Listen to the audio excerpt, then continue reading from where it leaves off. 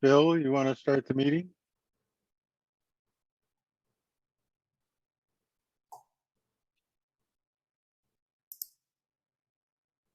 Okay, now you got them. Now, are we muted or? Is Phil even on the call? Yes, he is. Oh, Okay, great. he's connecting audio. Just be quiet until we're. I had technical challenges myself. Yes.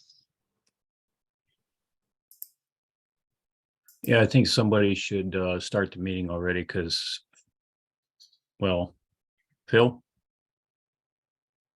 Because Phil's audio seems to be connecting, showing connecting, and it's not connecting. How about Mr. Vice President? Yeah. Vice President, take it off. Is he on? I haven't seen Steve. No, he didn't say he wasn't going to be here. He's got to run the voting. Huh. Could be a real short meeting, I guess, huh? Phil just sent us a message over in chat. Yeah. So is Steve on? I don't see Steve. Anybody see Steve? I don't see him listed in the participants. Well, I think I'm next on the list. So I'd like to welcome everybody. This is Carl N7CJR. I'm the secretary, and I'll just go ahead and get the meeting rolling.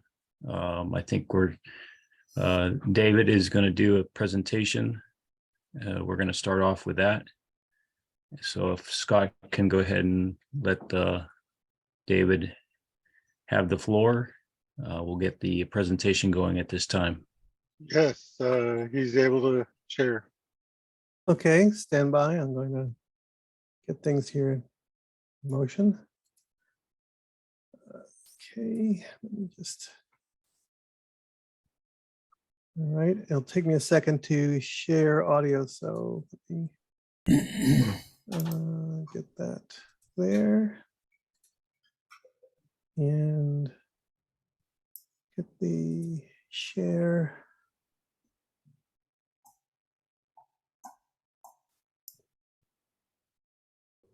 Just have to figure out how to get the audio here.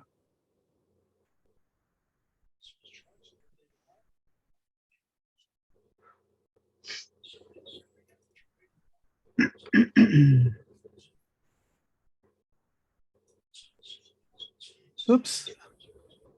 Hold it, you can't hear that very well, I'm sure. So I'm just trying to remember, hold on, I got to go back to figure out how to share audio. Usually when you share your screen, I think there's a little button that says include computer audio or add computer audio when you're sharing the screen, I think, if I remember correctly. Bottom left on the screen, it says, let me just stop it. Okay. Go away. Let me stop sharing and come back in again. Okay. Here it is. Got it. Thank you. All right. That should do it. And let me expand that out. We'll first talk a little bit about who I am. Then we'll talk about Smith. Can you guys hear that okay? Yes. Okay, great. You want to set the stage of what the presentation is? We did them before. Yeah, I was going to do that. So what this is I want to give a shout out to QSO Today podcast and the QSO Today Virtual Hamfest. Eric does a fantastic podcast. I really recommend it. And he started when COVID started and all the conferences and were shutting down. He immediately created a virtual conference that the first one attracted 14,000 people around the world. And it's been going on now since COVID. It's twice a year. Costs $10 to join. So I always participate and join that. And then everything is online. After about 6 months, all the presentations go online through YouTube and other sources. I went through the Smith charts presentation that Roland did a great job on. I think that I chose this one because with cheap nano VNAs and more and more people moving towards them, I think, originally, Smith charts were something that you get on the extra class test, but I think they're extremely useful. And once you start to understand them, they become a very useful tool. And I think he does a really good job of expressing, as a good introduction, what they can do. So with that in mind, I'll go ahead and start things. It's about 48 minutes. I probably will cut it off before they start the Q&A. So it should be a little bit faster than that. If there's a sound issue, just tell me and I'll bring the sound up a bit. Okay, with that, I'll start. Smith charts, what they are and why we use one. Is something that every amateur radio operator at some point in time needs to know a little bit about. For instance, in the United States, the amateur extra exam has 4 potential questions about Smith charts. We'll first talk a little bit about who I am. Then we'll talk about Smith charts the old-fashioned way, that is how we did them before there was computers. And then we'll briefly talk about the computer processes that are available to us today. My name is Roland Smith, and my amateur radio call sign is Kilo 7 Oscar Juliet Lima K7 OJL. I was first licensed in 1959 at the age of 13. My inspiration was Sputnik, launched in the fall of 1956, and the whole idea of radio from space. I currently have an amateur extra license. I'm a little pistol contester and love chasing DX. I've been a CW Academy advisor since 2020 and do the programming for the CW Academy website, and I'm a system administrator there. And if you're interested in learning CW or improving your skills, go to cwops.org, cwops.org, and check out the CW Academy. I'm also a retired computer nerd and live with my wife in Utah in the United States. Our modern amateur radio transmitters are designed with 50 ohms of impedance at the antenna connector. Picture here is an Elecraft K4, one of my dream machines. I have an Elecraft K3S, which I dearly love. The feed line from the antenna is usually coax, which has a characteristic impedance of 50 ohms. That matches nicely with the transmitter. We can also use a window line, which comes either with an impedance of 300 ohms or 450 ohms, but those would need a balanced unbalanced match in order to work well with the transmitter. For today's purposes, we'll stick with 50 ohm coax. And then the coax is connected to the antenna at the antenna feed point. The feed point will have a specific impedance. That impedance will change as the frequency changes. A dipole, for instance, cut for a specific frequency will present 72 ohms of purely resistive impedance to the feed line at that frequency. And the feed line has an impedance of 50 ohms, and the transmitter has a feed line of 50 ohms, and there's a slight mismatch. Often that's a good enough match. But if we change the frequency, the impedance will change, and sometimes it'll go very high.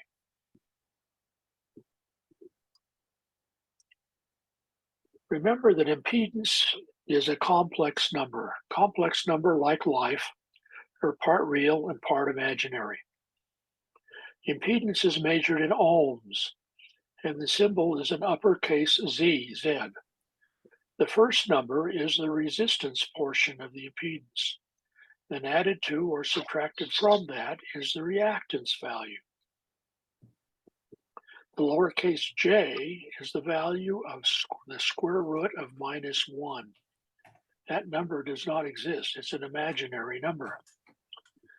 The impedance value on this slide is read as the impedance is 25 ohms plus the square root of -1 times 40 ohms.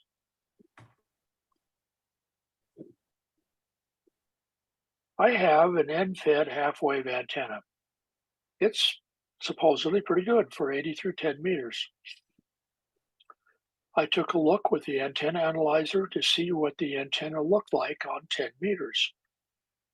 The results are in the chart on the left, or are in the chart on the right. At the bottom of the 10-meter band, 28.0 megahertz, the impedance was 52.3 minus J 56.8, with an SWR of 2.9, almost 3. At the middle band of the band at 28.85 megahertz, it was 32.2 minus J 22.4 ohms, with an SWR of 2.0. And at the top end of the band, it had an impedance of 17.4 plus J 2.66 ohms, giving us an SWR of about 3.5. Now, at this point, most amateur radio operators simply push the auto tune button and let the tuner take care of the situation and ignore the impedance information. While that keeps the transmitter happy since it won't have to throttle back, the solution that the auto tuner comes up with may not be the best match for the antenna, and some RF energy will go up as smoke rather than as radio waves. Actually, I should say that some of the RF energy will go up as heat rather than radio waves. I hope it's not letting out the magic smoke. This is why understanding impedance and how we might use a Smith chart becomes important and interesting. So this is where the Smith chart comes to play. Smith charts were invented by Philip Smith, unfortunately no relation to me, in 1936 while he was working at Bell Labs. He patented and copyrighted them in 1935 when they were published to the world. The copyright recently expired and the family contributed it and the patents to MIT, which now offers the various charts and derivatives at no cost. We used to have to buy a package of charts in the bookstore or online. When I was in college, way back when, a package of charts cost $10, and in those days that was enough money to feed my family for a week. A Japanese engineer, Mitsuhashi Tosaku, independently invented a similar chart in 1937, but he didn't publish until after Smith's publication. And as a consequence, we call them Smith charts and not Tosaku charts. Smith charts give us a method to graphically represent radio frequency characteristics of an antenna system. Multiple characteristics are displayed on the chart, including impedance and admittance, visual SWR, fractional wavelength, line loss, and more. These charts are very useful for showing how RF parameters behave as the frequency changes. So what does a Smith chart look like? On the left side is an impedance Smith chart. On the right side is an admittance Smith chart. You can see that they are mirror images of each other, which makes sense since admittance is the opposite of impedance. So I'll show you how we interpret and read an impedance Smith chart. First off, there's a straight line going right through the middle of the chart. It's called the resistance line. It's the only straight line in the chart. And it's the only real number in the chart. Everything else are part of the imaginary numbers. The resistance line on the left-hand side is 0 ohms or a short circuit. On the right-hand side, it's infinity ohms or a open circuit. And it's not linear. The numbers go up slowly and faster and faster until you get to infinity on the other hand side. So be careful when reading that axis. The arcs represent the reactance.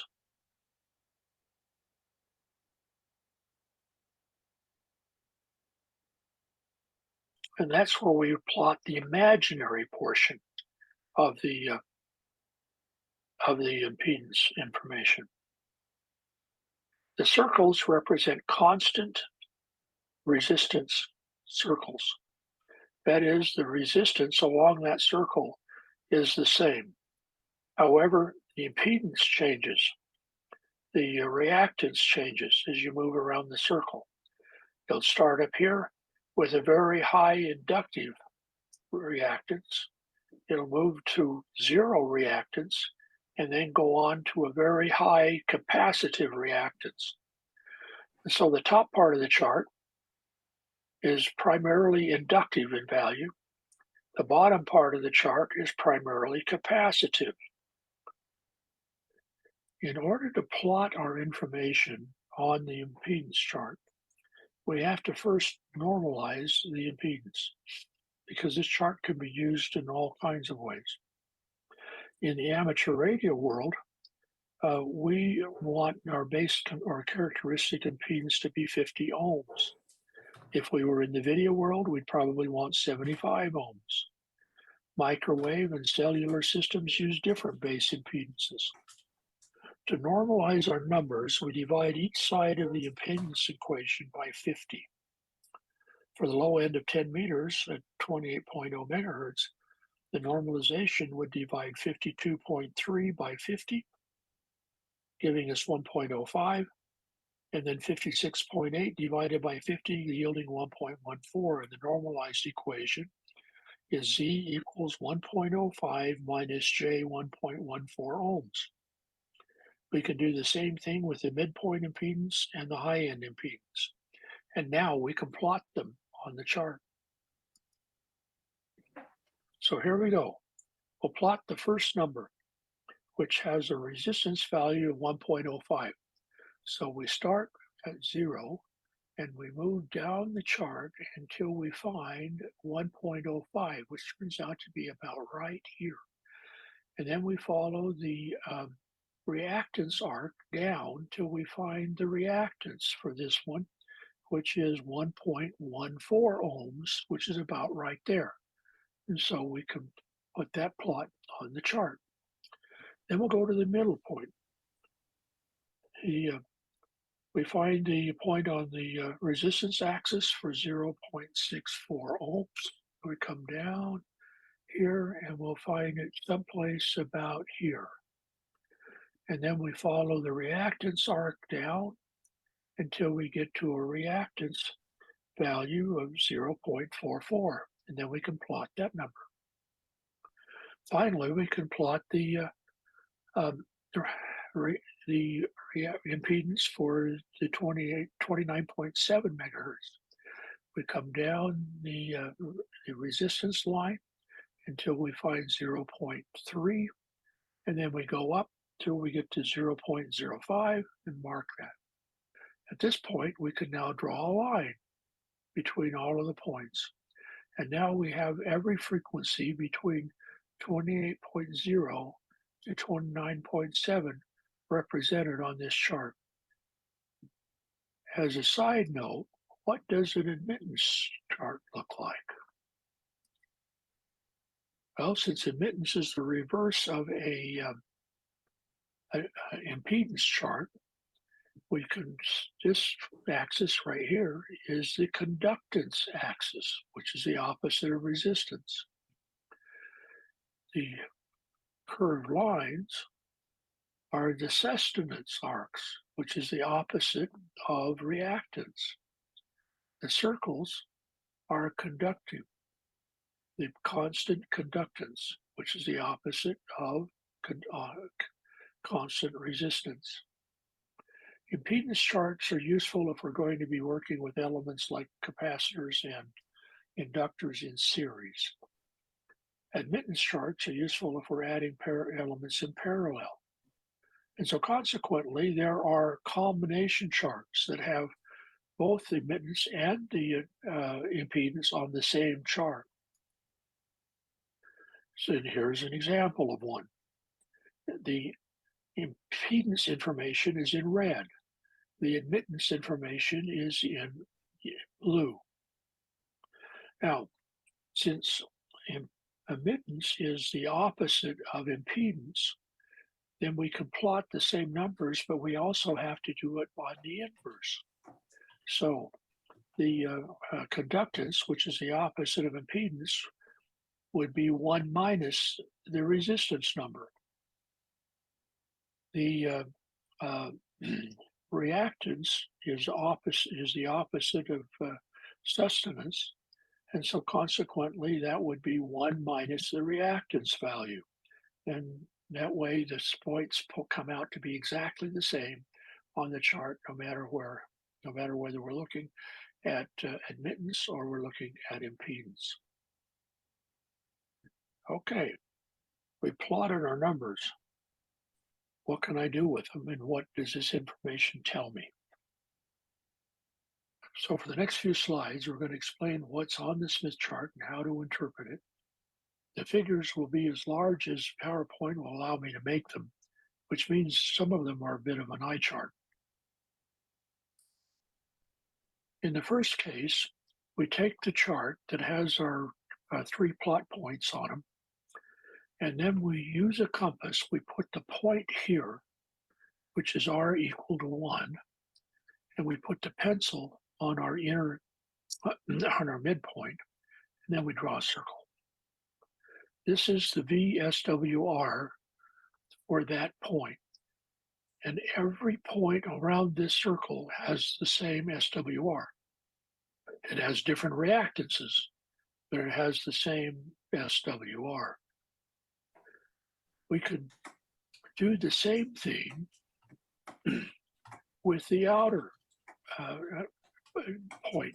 That's this point here, which is, we can put the point of the compass on R1, we put the pencil there, and we draw a circle. And this is the VSWR of that frequency. And essentially what that means is that every frequency from the bottom to the top of 10 meters, it is going to have an SWR that lies in this area right here. Every one of them, every point will have an SWR equal to or greater than the SWR of the inner circle, and less than or equal to the SWR of the outer point. And so our matching network only has to deal with this subset of impedance values. It does not have to deal with all of the impedance values that are on the chart. In our next step is we get some additional information. If we take a straight edge and draw a line from where the inner circle intersects on the left-hand side, the resistance circle, and draw a line straight down, we get some information off of these radically scaled parameters. Now I've made a blow up of it over here. And so here's where that line comes down. The top number is the SWR, and it lies someplace between 2 and 2.5. I'm guessing about 2.3. Our antenna analyzer measured 2.0 at that particular point. The differences are made up in a couple of ways. One of them is how precise were we in putting that plot in place? And secondly, how precise are we with our circle that we drew? And that will contribute to the margin of error. We can do the same thing with the outer circle. We can draw a line from here straight down. That's this line here. And we see that the SWR is someplace between 3 and 4. Our antenna analyzer suggested it was 3.5. So that's approximately correct. And, it means that our two pieces of information correlate with each other. There's other information that we can read here. We can read the return losses. We can read the relative coefficients and so on. We can also draw a line on this side of the chart down and read additional information off of this side of the chart. These radically scaled parameters are, and along with the information of these circles, are topics for their own presentation. For instance, we could draw a line here from this point through R1 out to both ends, And we can now read the information on these circles, which has to do with the fractional wavelengths between from that point towards the antenna or towards the radio. We can also read some efficiency coefficients, that are associated with it. Now, all of that is beyond the scope of this presentation today. Primarily today, we just want to take a look at impedance and how we might build a matching network that makes our radio and our antenna happy. All right, so here we are. We've got our points, and we want to get to 50 ohms of impedance with no reactance. In other words, we want to get to a VSWR of 1.1. That means we want to move this point to here. And so what kind of a matching network do we need? All right, so the first piece of information that's useful to know is we generally build these matching networks out of conductors and inductors and capacitors. And so if we were to put an inductor in parallel with the antenna, and then we add inductance, we'll move from the we'll reduce the amount of inductance, and we will increase the amount of capacitance. In other words, we'll move this direction. Similarly, if I were to put a capacitor in series with the antenna, and then as I change the capacitor value, I'll move along this axis. And as I increase it, I will move further down into the capacitance side and reduce the amount of inductance. Then the opposite area as well. And a series inductor adds inductance. A series capacitor, or a parallel capacitor, adds inductance, reduces capacitance and adds inductance as we do that. And so we can pick our, if our point lies somewhere down here. We want to get there. So we can probably start with a series inductor and then add a parallel capacitor. Well, series inductor and then maybe a parallel capacitor and come down and get to that point where we want. Let's explore that a little bit further.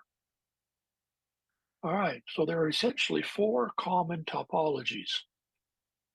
The top topology has an inductor in series with the antenna and a shunt capacitor. That means it comes after the inductor.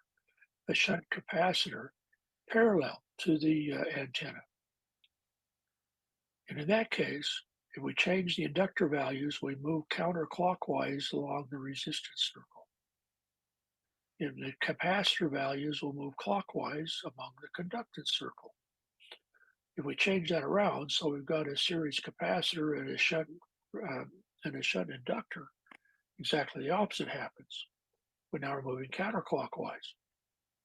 We can also put in a parallel capacitor and a shunt inductor in series, and we'll move counterclockwise and clockwise, or opposite, depending upon how we configure that. So that's one of the ways that we choose which topology we want to use. We use the topology that will allow us to move along the conductance and resistance arcs by adding or subtracting inductance or capacitance. Another way to know which one we want to use has to do with where does the impedance lie on the Smith chart. If the impedance is someplace up in this area, then this is an effective network. If the impedance is somewhere in this area, this one is an effective network, and so on for the bottom two. You'll notice that sometimes more than one of these topologies will work. For instance, if our impedance value were someplace down in here, we could use this or this, either one of these. And we can make a choice based on some other characteristics of that network. For instance, the top network and the bottom network are both have characteristics of a high pass filter. That is, they will attenuate somewhat frequencies below the target frequency. The middle two are low pass filters. That is, they will somewhat attenuate frequencies above the target frequency. And so if we had a strong station, say a strong FM station that was causing us some interference, we might want to choose a network that would somewhat attenuate that FM radio station or that AM radio station for that matter.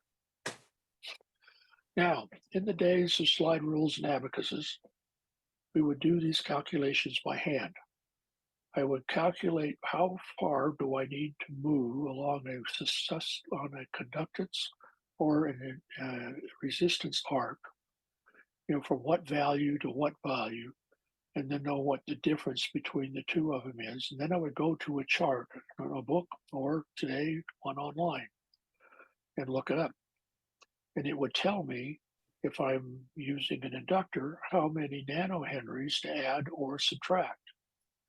If I was working with a capacitor, it would tell me how many picofarads to add or subtract. And so essentially, I have to do that calculation by hand and then by using a table in a book or online. We don't have to do that anymore. There are some very nice computer programs, and there's a one for the personal computer that's a Windows program called SimSmith. And so I'd like to just demonstrate using SimSmith to build the matching network to make my 10 meters frequencies work with my 10 meter antenna. SimSmith is a Windows computer program. It's free. And it's a pretty nice program. It runs very well on Windows 11, Windows 10, and runs reasonably well on Windows 7 as well. When you start SimSmith, you'll come up with a blank palette. On the left-hand side, upper left, is where we build our circuit as well as put in the characteristics we're looking for. On the bottom left are the various circuit components that we can use to build our circuit. Over on the right, we have a Smith chart. And if you'll notice, it's a combination chart. It's got the admittance information and it's got the impedance information all on the same chart. Now, to make this thing work for us, the first thing we do is we put in the frequency that we're working with. In this case, we're going to start with the midpoint, 28.85 megahertz. We want to characterize it at 50 ohms.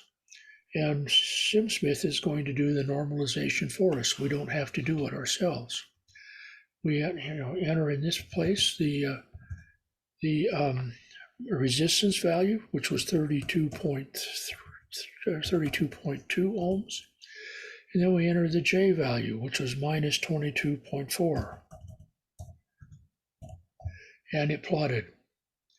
And it's there on the plot. Okay. Next thing I want to do is I want to move this point to R equals 1. I can only move it along conductance and resistance circles. And so one of the ways to do that is to go clockwise along a resistance arc until I get up and intercept this conductance arc and then come back down. So I'm going to go clockwise up. That means I need an inductor in series. Okay, so I'll grab an inductor and I'll stick it in my diagram. And it did that. I can put my cursor in the box for the value of the inductor, and then I can use the mouse wheel to dial in the amount of inductance that I want to get it to the point where I want it on the conductance circle. And now I need a shunt capacitor to be able to move now clockwise down the conductance arc. So I'll go stick that guy in there. put my cursor in the value field and use my mouse wheel to move it back to exactly where I want it. Okay, and I can make fine adjustments. I can do, do little kinds of small inductances, and there I am. And so what I find is that if I were to put a series inductor of about 255 nanohenries and a shunt capacitor parallel with about 83 picofarads, I would get to where I want to be. How does that look across the whole frequency spectrum? Well, we can see that here as well. So we want to go from 28.0 to 29.7 megahertz. We'll turn the sweep on and tell it we want to sweep it. And it drew a little line in there. That's pretty small. So I'm going to go in and I'm going to move my asterisk away, and then I'm going to zoom in. And there we have it. This is what the whole frequency spectrum looks like. This is the low point. This is the high point. 28.0, 29.7. And here is the midpoint, literally right on R equals 1. We are in good shape, place that we want to be. I can also show both of those parameters at the same time, the path as well as the sweep. And you can see how I got there as well as what it looks like. I can turn on an SWR circle. Say, let's set the SWR to 2. And everything within that circle will have an SWR of 2 or less associated with it. And there I have it. I now have my matching network. Now, there's another way to make this thing happen. You notice there's all kinds of components down here. There's resistors, there's stubs, there's combinations, like, there's capacitors and inductors in series and parallel, you name it. There are all kinds of ones there. But there's one special circuit right down here. So I'm going to delete what I've got up there. And what I'm going to do is I'm going to take this network and I'm going to stick it in place, and it will automatically calculate for me everything I need. And it came up with 81 picofarads and 255 nanohenries, very much the same as what we did when we did it manually. And even though this had a parallel capacitor and a series inductor, it did the calculation and it came up with a series inductor with a shunt parallel capacitor, which was what we came up with as well. And so we can let it do its automatic calculations for us. And that's how SimSmith works. All right, there you have it. That's a look at Smith charts, what they are and why you are interested and why you might want to use them. We've also showed you how to use SimSmith, or at least the basic functions of SimSmith. I think I mentioned that it's a Windows program, and it is, but there's also a version available for Mac. There's a version available for Linux. It's written in Java, and consequently, they've got ports to several different operating systems. The link for getting SimSmith is on this chart. You also can do just a Google search for SimSmith, and it'll take you to the same place.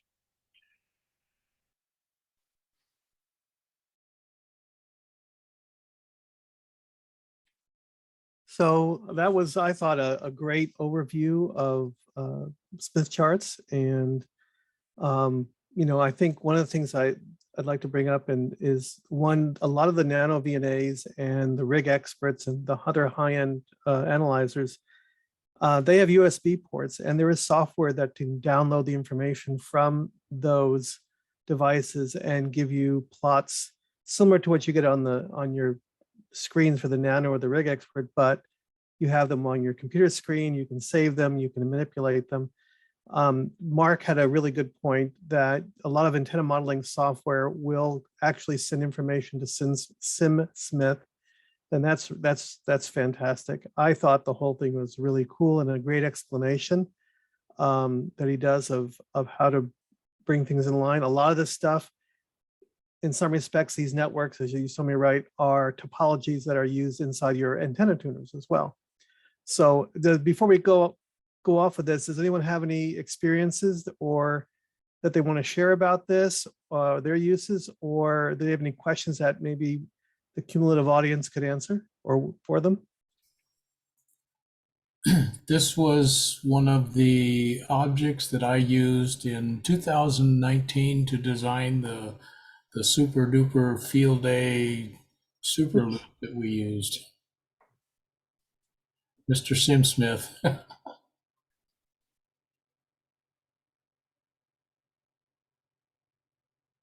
Questions or experiences with regards to this before I turn over to the next phase?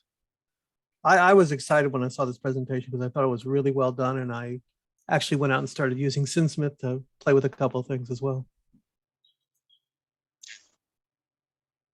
Okay, back to the meeting, already in progress.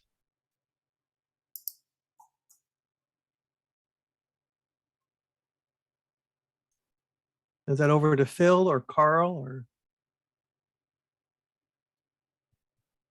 Is Phil on? Hey, what's going on? Okay.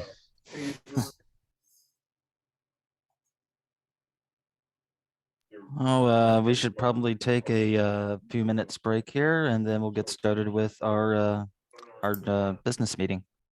Want to cancel the recording? Yeah, we can stop it